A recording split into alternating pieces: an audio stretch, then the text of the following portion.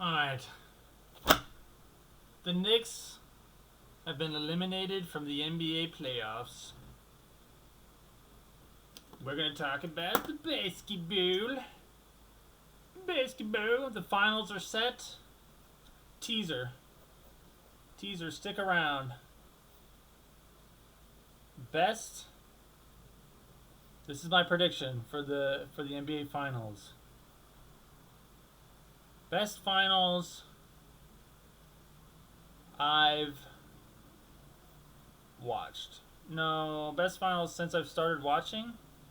I watched the 2011 NBA finals. That was like, I watched that whole playoff run for the Mavericks. I lived in Dallas and was like, wait a minute, we got Magic. So I watched all of that, and then I didn't watch again until like 2020. I think the bubble. I think I started watching in the bubble, maybe. Anyway, this finals is going to be good. That's the teaser. But we don't want to talk about that now. We're not going to talk about the matchup, the finals matchup yet. First, let's go over the other teams. Now, let's do this a little bit quick. I want to make this video less than 10 minutes. Speed run. Just now. Boom, ding, ding, idea, speed run. Speed run! I need to post a note that I can hold up that says speed run. Wolves. What can we take away from the Wolves? Fire coach. Now, that is actually less important than drop Rudy. Now, even though we're speed running, I have to say thank you to Rudy. If you are a Wolves fan, you call me crazy, okay? Or don't. But Rudy Gobert did exactly what you wanted him to do when you signed him. That trade you made for Gobert was actually a good trade. What Rudy Gobert does for you is that he beats the bad teams in the league in the regular season. He is a floor raiser. Now, he's a bit of a ceiling lowerer right now, which is the problem. He didn't used to be a ceiling lowerer, but what you wanted from him was a floor raiser. You're sitting there and you're the Minnesota Timberwolves. You're just like, hey, can we get to the playoffs for the first time in like 80 years? Imagine if we could get to the playoffs. Rudy Gobert can get you to the playoffs. Rudy Gobert can get to the playoffs. You know, you might be the 6th seed or lower, but you'll be in the playoffs. He beats bad teams, and you get a couple other guys. You should be able to go to the playoffs with any team kind of that has Gobert on it. At least Gobert at his peak. Late peak even, Gobert. So you traded a bunch for him, and you started going to the playoffs. Now you've been to the Western Conference Finals 2 years in a row. Thank you. Time's up. Time's up. We got the good stuff out of you. We got exactly what we needed out of you, Rudy. Now it's time for you to go. Bye-bye. And the coach, too. But Rudy is... I don't think you can really mature very much as a player when Rudy Gobert's on your team. And you just have one of those basic, arms folded, disappointed white dad looking coaches that has Gobert on his team. When Randall is your most emotionally professional player in a whole playoff run. When you have a playoff run and Julius Randle's really the only guy on the court, Julius Randle and Dante DiVincenzo, for parts, like a lot. Dante DiVincenzo is clearly trying and he's getting his team organized. He's doing a lot of good stuff. He's being a really great teammate. He might not be able to shoot the three, but he's being a great teammate. But Randall is your most professional player, most professional, right? Like, who are the team players that are like the most professional? Like Shea. Shea doesn't talk shit. Shea will like smile as after he loses. He'll like laugh. He'll give that big Joker smile face. But he's a professional. Who's not a professional? I don't know. Tatum, I guess? I don't know. Like, do you have to be a professional to be a champion? No. Not at all. Anyway, but you don't want Julius Randle to be your most professional player. Thank you, Rudy. You're gone now. Fire coach, drop Rudy. And what? Trade for KD? Trade Rudy Gobert and a bunch of draft picks. Trade Rudy Gobert. Trade Rudy. And a boatload of picks.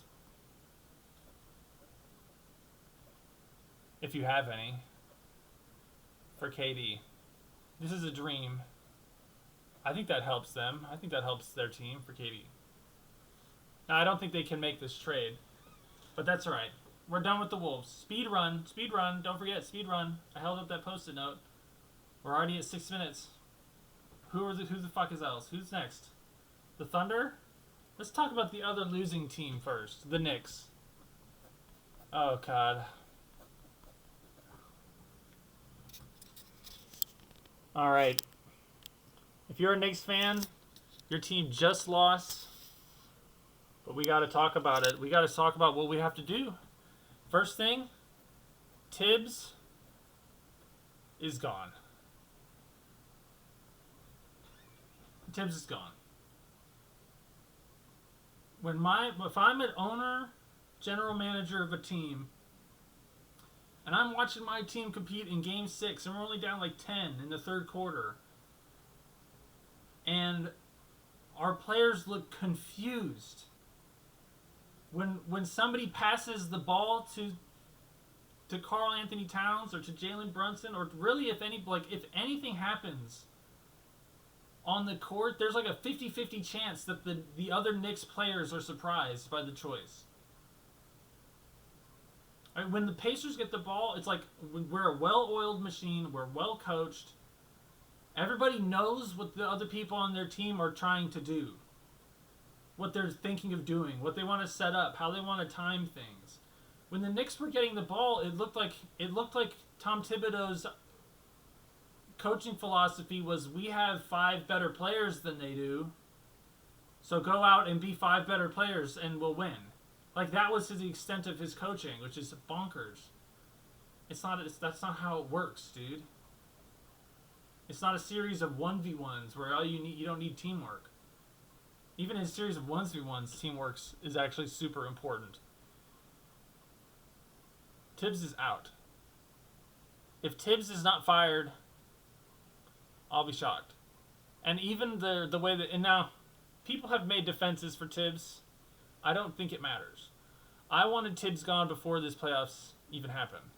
I don't like his mentality. I don't like the Eli Manning, Tom Coughlin baby face he makes whenever anything goes wrong.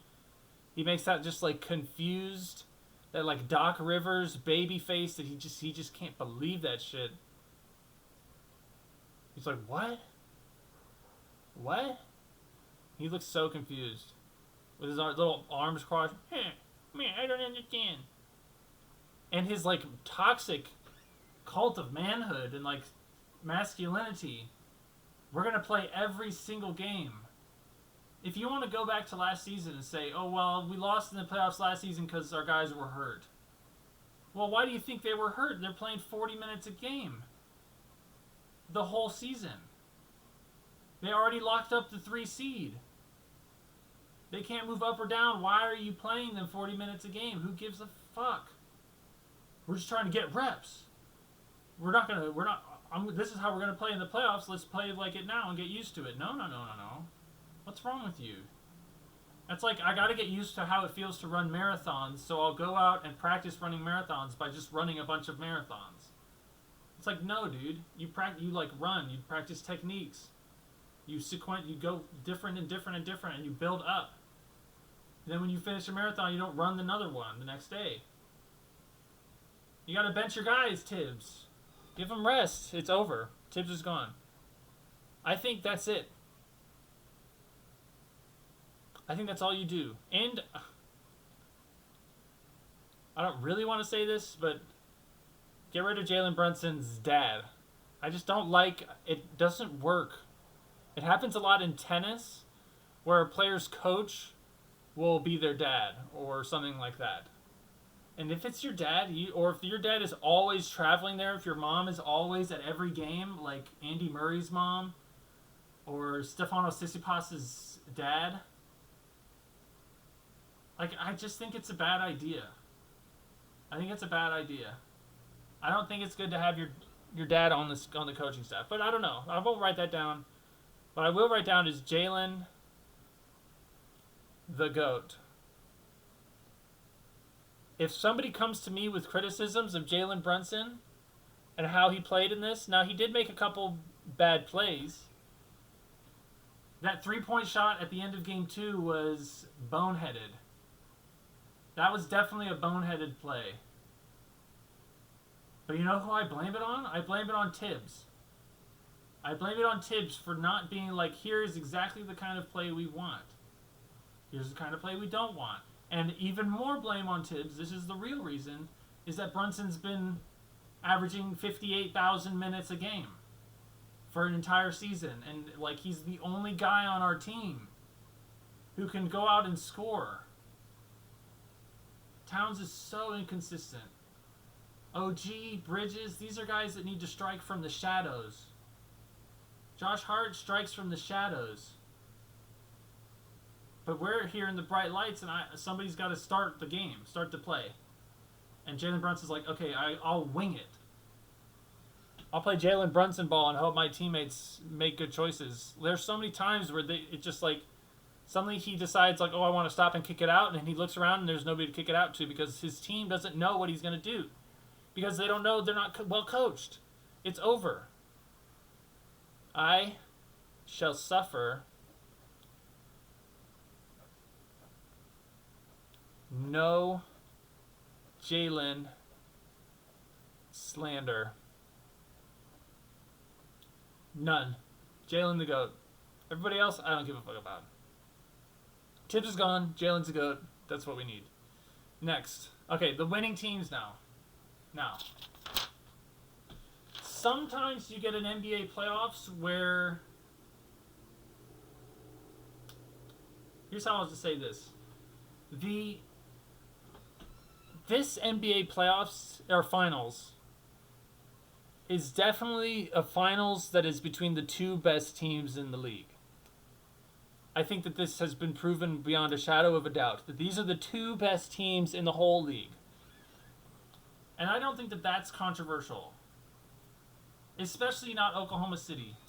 So, why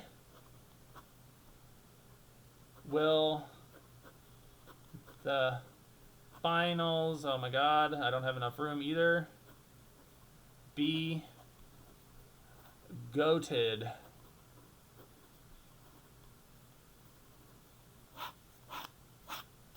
Alright. I think the red is hard to see. Let's try blue. The two best teams. Number one. The two best teams. Alright, and so let's make an argument. For the Thunder, I don't need to make that much of an argument for why the Thunder is one of the best teams in the league. I really don't. I don't need to waste my time. Thunder goes without saying. You can be a Thunder hater all you want, but they are definitely either the best or the second best team in the league. I don't care who your favorite team is. You might like them better. I don't like the Thunder. I'm rooting against the Thunder. I don't hate them. I don't hate the way they play. I don't think Shea is ruining the league. Oh my god, he's ruining the league with his bullshit. What the fuck are you talking about? What sport have you been watching? Have you ever watched any sport? Shea's good. That kind of shit is good. Why did I write Thunder hater? I said I'm not. Thunder haters, shut up. Thunder haters, shush. That's how I'll say it. It goes without saying. But the Pacers, are they the second best team? Well, they kicked the shit out of Cleveland. Everyone was talking mad shit about Cleveland. And I think the Knicks were the second best team in the Eastern Conference. I never really believed in the Celtics. I think they had a curse. I felt like they were cursed this year. I made a whole video just discussing or like were they cursed? Were they not cursed? From that first game of the season, I felt like when the Celtics didn't break that record in that game 1, that was like an absurd thing that happened. That was the kind of thing that happens, and it's like, okay, something crazy just happened, and somebody's cursed. Somebody's got to be cursed, and the Celtics were cursed. They also have KP on their team, who I vastly disrespect in all areas. And it was weird. The Celtics were weird in these playoffs. I feel like Joe Mazzulla doesn't want Jason Tatum to just play hero ball, but Tatum wants to. He's on the Superman commercial and all that shit. He's the hero. Well, you ain't Superman. You got human Achilles tendons like everybody else.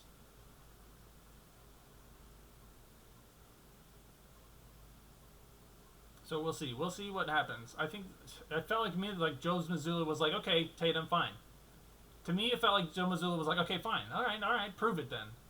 You want to be as good as Brunson was in that series? Go do it, fine. But when you come back to me and we haven't won the series, I'm going to talk to you about that. Anyway, the two best, what? Oh my god, what's wrong with me? Teams. The two best teams. Pacers, definitely two best teams. The Pacers are so well coached. They might be the two. No, I still think Eric Spoelstra is still the best coach in the league. But obviously, it's not important right now. Of the teams with good teams, so to speak, the two best coaches in the playoffs, Carlisle and not just Carlisle. I love Carlisle's two assistant coaches who are always screaming. I love those. I love that blonde lady. I love her. I love her energy. I love her vibe. I love her body language. I love that other guy. The other guy, I think he's bald with a beard. It's hard to remember exactly, but there's another guy who's always there, and he's always yelling too. I love both of them. Two best coaches.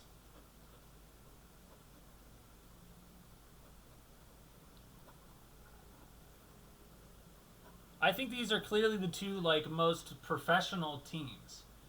Now you could say the other teams might have a better coach. Eric Spoelstra might be a better coach, whatever. But these teams are professionals through and through. Part of the job of a coach is to get your team to be present at every moment of the game, knowing what they're supposed to be doing and what their teammates are supposed to be doing, and having good chemistry. And these are the things that a coach does that's good. And the Knicks didn't have that shit. The Wolves didn't have that shit. The Wolves don't have a good coach. The Nuggets didn't have a good coach. They showed some of what the Nuggets coach was saying on the sidelines in Game 7 against the Thunder, and I did not like any of it. This is a game of runs. They go on runs, we go on runs. It's no, that's not what you want to be saying. But whatever. Two best coaches. Alright, why is it going to be goated? It's going to be similar teams. Now, should we put similar teams? Let's make that big 3. 3. Similar teams. Now, there is something to be said for a finals matchup where the two teams are really different from each other. Right? Sometimes you get the best offense in the league versus the best defense in the league, and we're going to see how that goes. And that's going to be hype. And that's where we draw our hype from. Or in football, we'll get this team runs the ball a bunch and the other team passes a bunch. And it can be fun to watch these two very different types of teams, but I think it's good sometimes to watch two similar teams. And I think the Pacers and the Thunder are the two most similar teams of these playoffs. Any two-team combination I can pick out of the playoffs, to me, in my brain right now, I'm picking the Thunder and the Pacers. They're both young, really fast. I know the Pacers aren't as young, but they're fast.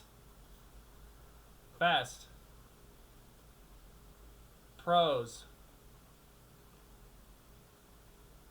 They don't fall into people's knees. The Knicks got a little bit dirty with some of the stuff they were doing. Jalen Brunson absolutely headbutted that guy in the face, which was not cool. Towns fell right on top of that dude. Luckily, the only person that got injured was somebody that wasn't that important, but still. That's like a type of team, though. The Knicks are not the worst at that. The 76ers, you cannot beat the 76ers in a series and win your next series because two of your guys are going to be dead. Because Joel Embiid will have fallen into their legs in the last game because he's just so desperate to... Because he still believes he can win, which is bullshit. He doesn't believe he can win. But they're pros. That means they're well coached and they're present. Fundamentals.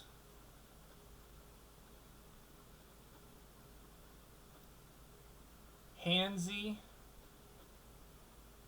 on defense, which I like. That's what I like to see. I want my defenses to be handsy or big, and big's not that good right now. Handsy is a meta pick, because if you're handsy, that means you can probably shoot better. Big is like the Mavs are going to be big on defense, and we'll see how it goes on offense. Handsy on defense is usually a better sign for offense. Because I want handsy on both sides, to be honest with you. I want nice hand work on both ends of the floor.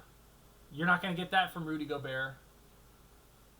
Just saying that right now. You're not going to get that from Luka Doncic. Just saying that right now. So there's very similar teams. Oh, I think Shea versus Halliburton. I don't think they play very similar. Whoop, that's been... Oh, I bet. I don't think they play that similarly. I said 10 minutes, right? It's 20 minutes in. Fuck. Whatever. The speedrun part of it's over. All the losing teams are gone. I don't think they play that similar in their, like, style. But they're very similar in what they mean for the team.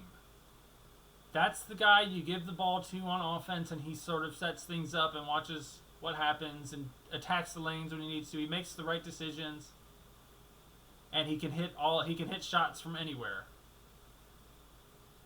He can drive the basket, he can draw a foul, he can do anything you need him to do.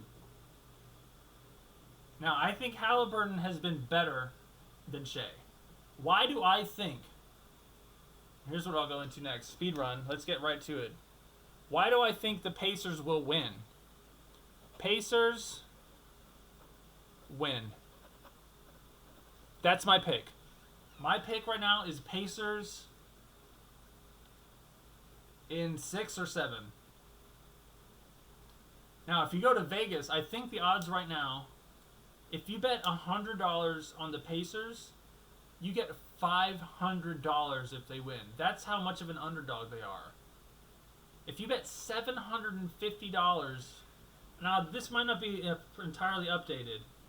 I think it was something like $700. If you bet $750 on the Oklahoma City Thunder, you win $100 back. What a waste of my life. What a waste of time. I wouldn't make that bet no matter how much I cared. No matter how certain I was, I should say. But right now, the Pacers are heavy underdogs, and I don't see it. I think they've been the most impressive team in the playoffs. Most impressive. They took care of business versus everybody they played. They had one slip-up game versus the Knicks. And they lost another game in New York because they wanted to win. Let's be honest, both these conference finals, one of the teams was like, we'll lose on the road a game and not really try that game. So we can get to that home game. We want that home game. You can't tell me the Thunder didn't do that when they lost by 40 to that Wolves team. No way. They're fucking around. They want that home game. I think that the Game 3 loss by the Pacers was a slip-up, I should say. Not a fuck-up, because you're going to lose. That was a slip-up. I think the Pacers have been more impressive. I think they've had a more impressive run. They disposed of the Bucks, and the Bucks did have Giannis, and Giannis is good. But they disposed of him like it was nothing. They took out Cleveland. Like, Cleveland's thinking about trading Jared Allen or some shit now. Like, they fucked up Cleveland so hard. Cleveland's, like, desperately looking around to see if maybe one of their guys is injured. Like, oh, come on. How did that happen? The Pacers just throttled us. The Knicks got fucked up. The Knicks were fully healthy. No excuses at all for the Knicks. They just got beat by a better team with a better coach.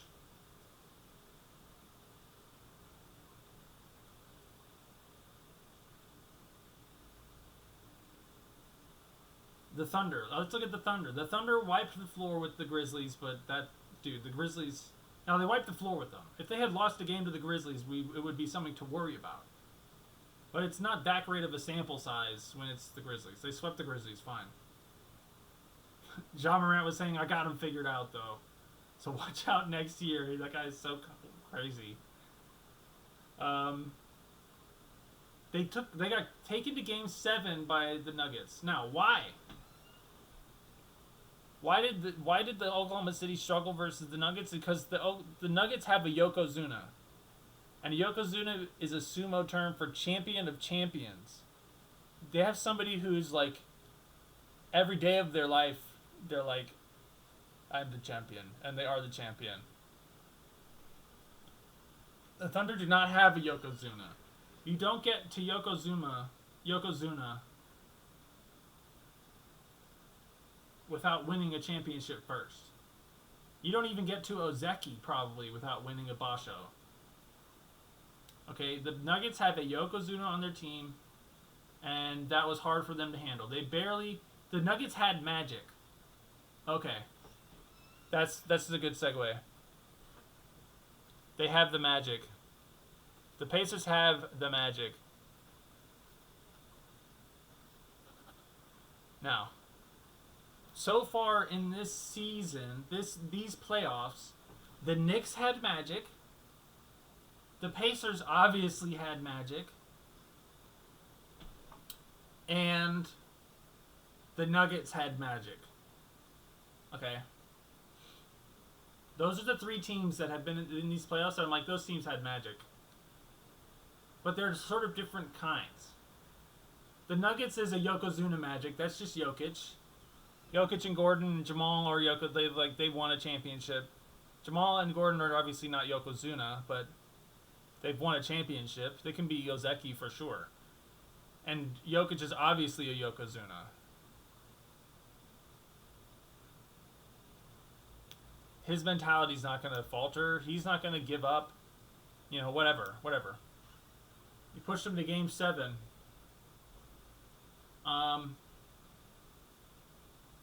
But they had Magic. The Thunder absolutely... the Nuggets absolutely had Magic.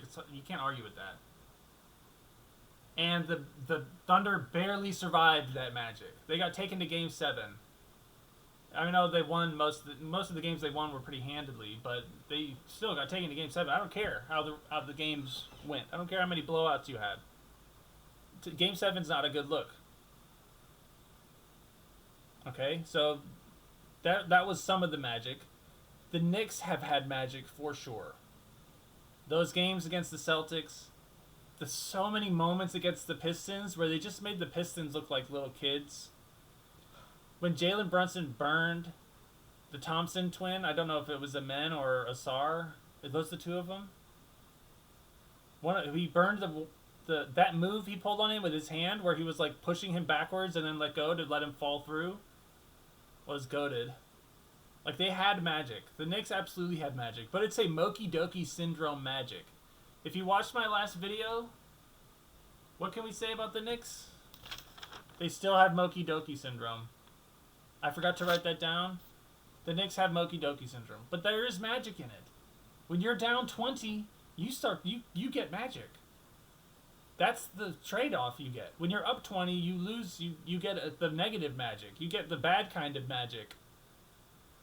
The Knicks have unbalanced Magic. The Pacers have only power Magic. They have only 2011 Dallas Mavericks, 2011 St. Louis Cardinals is the black magic that ruined my heart when I was in 2011, and they destroyed the hopes and dreams of the Texas Rangers just with sheer magic. It happens. The Pacers have fucking magic. And the Thunder? Do the Thunder have magic? I would say not yet. I would say no so far. I don't think they displayed any real magic against the Grizzlies. So you can't. It's magic doesn't come there. I'm sorry. Who's your Jaren Jackson Jr. is the guy you're having to worry about? Okay. Okay. Great. No magic there. The Nuggets, do they have magic? I don't think so. I think whenever they won, it was just because they were a better team. And they managed to survive all of the interesting stuff the other team did. Now, I'm not knocking them. That's goated. And they're still favorites to win. And I kind of think that that's a good idea. I think that that's the sensible choice, is that the Thunder are favored to win. They're not plus 500 to win. Like, the Pacers are plus 500.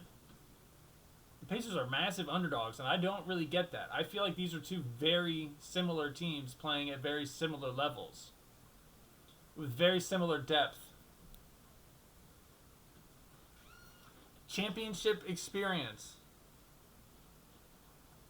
They do have more champion experience now. As far as I know, the only person on the Thunder to have won a championship is Caruso. And I will say Caruso counts for a good amount of championship experience. I love Caruso. When he was traded to the Thunder, I was pissed. I don't understand how you could be a fan of any team and not be pissed that your team couldn't sacrifice more than Josh Giddey to get Alex Caruso. It's like, you're telling me it only took Josh Giddey to get Alex Caruso?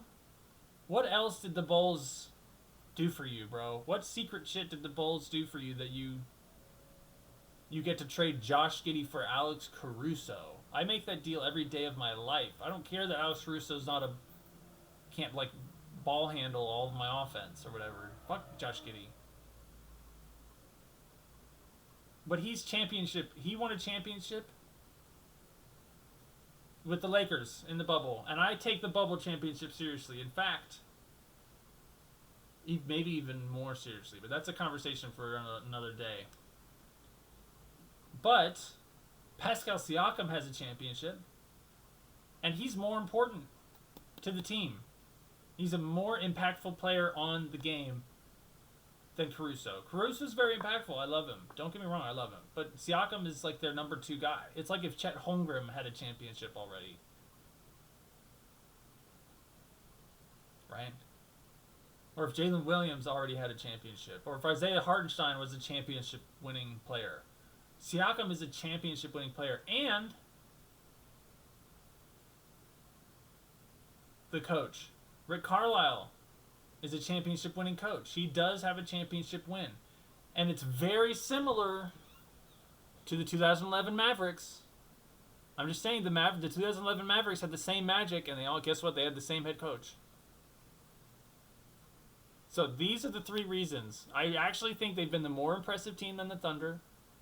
I think that they have a type of magic that I know that I need to take seriously. You can sit there and maybe the Thunder will win. Maybe the Thunder fucking sweep them. I don't know. But the Pacers do have magic so far. We'll see what the Thunder can do. But the Pacers have a serious magic. I actually expect them to win Game 1. Actually, I expect them to win Game 1 more than I expect them to win the whole series. I'm more confident they win Game 1 than I am that they win the whole series. And I would bet... I mean, I don't bet, obviously. It's kind of I won't knock it too much. But that's a good bet. The Pacers to win, that's a bet I would make. Just for fun. But I guess that's my NBA update. I really think this series is going to be good. I think this is going to be the best series since I've been watching. The best finals since I've been watching. I watched the Bubble finals. I've seen the 2011 finals I watched live. That was the only basketball I watched until the bubble.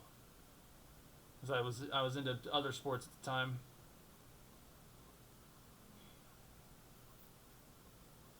I really think it's going to be good. Anyway, see ya.